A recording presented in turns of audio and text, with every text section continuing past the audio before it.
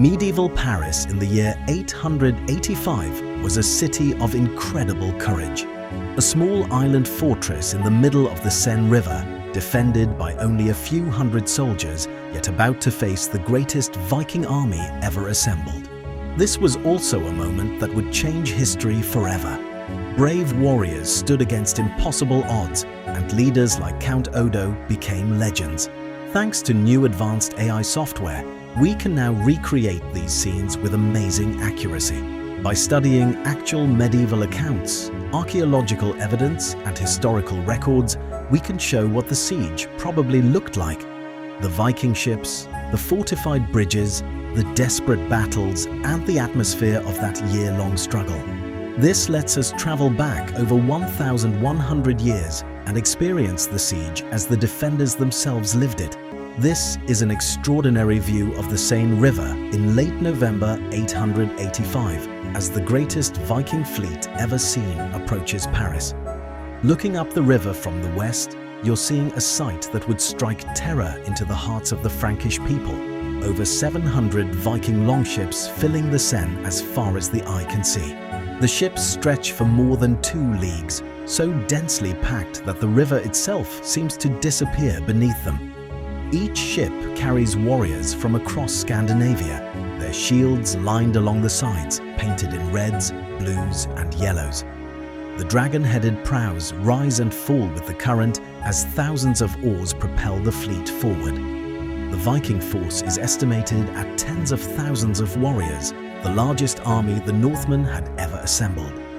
Led by chieftains Sigfrid and Rollo, they've come demanding tribute from the Frankish kingdom. The sound of their approach fills the air, the splash of countless oars, the creak of wooden hulls, the shouts of warriors preparing for battle. This massive force is heading straight for Paris, a small island city that stands as the last obstacle between them and the rich heartland of Francia. This is the fortified island of Île-de-la-Cité in November 885, the strategic heart of Paris and the key to controlling the entire Seine River. You're seeing Paris as it appeared just before the Viking siege began, a small town built entirely on this teardrop-shaped island in the middle of the river. The island is connected to both riverbanks by 2 low-lying bridges that block the passage of ships up the Seine. On the northern side, the Grand Pont, built of stone, stretches to the right bank, defended by the stone tower called the Grand Châtelet. On the southern side, the Petit Pont, made of wood, connects to the left bank, protected by the wooden Petit Châtelet tower. These bridges and towers are Paris's only defense against the Viking fleet. Count Odo of Paris, the defender of the city, can assemble only about 200 fighting men, knights, soldiers, and armed citizens to face the approaching army of tens of thousands. Bishop Goslin stands ready to fight alongside the warriors, and Abbot Eberlus has prepared the defenses. The island's stone walls and the fortified bridges are all that stand between the Vikings and their path up the Seine to plunder the wealthy regions beyond. This small garrison knows they face impossible odds, but they're determined to hold out as long as possible. This is the Grand Châtelet Tower on November 26, 885, the day after the Vikings arrived and the siege of Paris begins. The massive stone tower guards the northern bridge, and it's taking the full force of the Viking assault. You're seeing the desperate defense as Count Odo himself leads his warriors in holding the tower against wave after wave of attacks.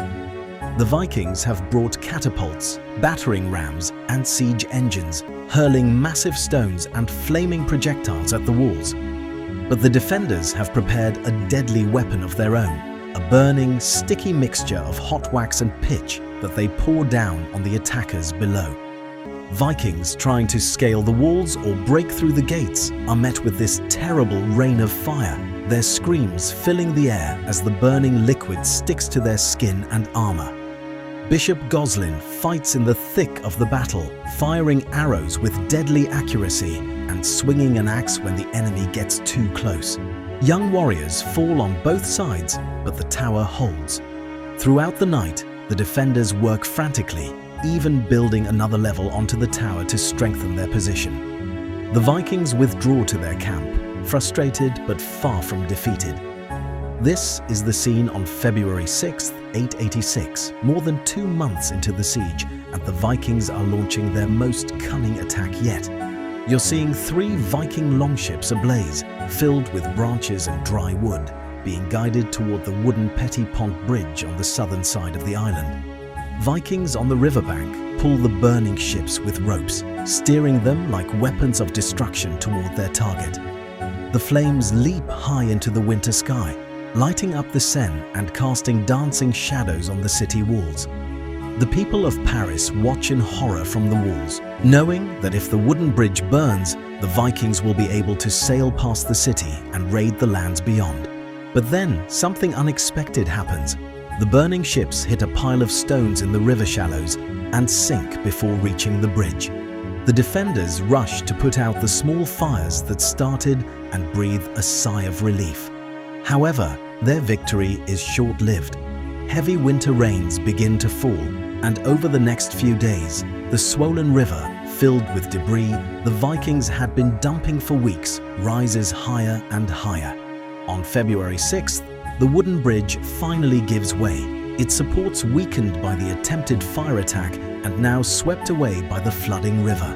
This is the tragic scene at the isolated northeastern tower after the bridge collapse on February 6, 886. With the Petit Pont bridge washed away by the floods, the small tower on the left bank is now cut off from the main island, surrounded by Viking warriors. You're seeing the final moments of 12 brave defenders who refused to abandon their post. The Vikings, seeing the tower isolated and vulnerable, immediately surround it and demand that the 12 men surrender. They promise mercy if the defenders lay down their arms. But the 12 warriors know that Paris depends on every position being held, and they refuse the offer. The Vikings launch their final assault on the tower, and despite the defenders' courage, they're simply overwhelmed by numbers. All 12 men fight to the last, dying at their posts rather than surrendering. Their sacrifice, though it ends in death, buys precious time for the main city. With the southern bridge gone, the Vikings can now sail past Paris on that side of the island, and they immediately send ships downstream to raid and plunder nearby towns like Chartres, Le Mans, and Évreux. But the main city on the island still holds firm. This is the daring escape of Count Odo in late May 886, 6 months into the siege. You're seeing the Count on horseback, galloping at full speed through Viking-controlled territory under cover of darkness. Odo has left the city secretly, leaving Abbot Eberlus in command of the defenses on a desperate mission to seek help from Emperor Charles the Fat.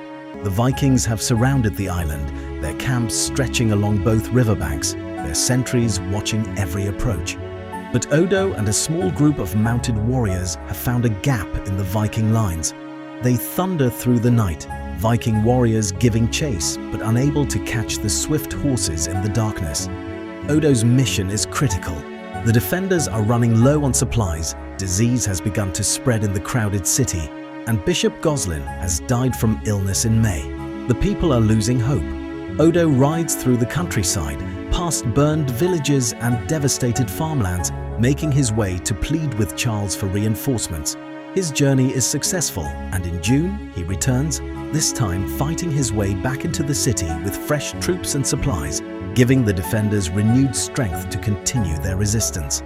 This is the disappointing arrival of Emperor Charles the Fat in October 886, nearly a full year after the siege began. You're seeing the Emperor's large army arriving at Montmartre, the heights overlooking Paris from the north. The besieged city, which has held out for 11 brutal months against overwhelming odds, finally sees the relief force they've been praying for. Banners fly, trumpets sound, and thousands of fresh troops camp on the hillside. The defenders on the walls of Paris cheer, believing their ordeal is finally over and that Charles will drive the Vikings away. But what happens next shocks and angers everyone who fought so bravely. Instead of attacking the Vikings and lifting the siege, Charles the Fat entered into negotiations with the Viking leaders, to the disgust and frustration of the Parisians who have suffered and sacrificed so much. Charles agrees to pay the Vikings 700 pounds of silver, about 257 kilograms, if they'll leave. Even worse, he suggests they go raid Burgundy, which is in revolt against his rule, instead of West Francia. The Vikings eagerly accept the money and the suggestion. The defenders of Paris feel betrayed. They held the city for a year, lost hundreds of men, suffered disease and starvation, only to watch their emperor buy off the enemy instead of fighting them. This act of cowardice will have lasting consequences. Just over a year later, in November 887, Charles the Fat is removed from power by his own nobles, and when he died in January 888, Count Odo, the true hero of the siege, became king of the Franks in February 888. History has left us remarkable first-hand accounts of this legendary siege, written by the monk Abbot of Saint-Germain-des-Prés, who witnessed the entire year-long struggle from the walls of Paris. His detailed descriptions allow us to bring this incredible story of courage back to life. So tell us in the comments, which other legendary medieval siege would you like to see reconstructed next? Your choice could be featured in our next video. Thanks for watching, and as always, we will see you in the past.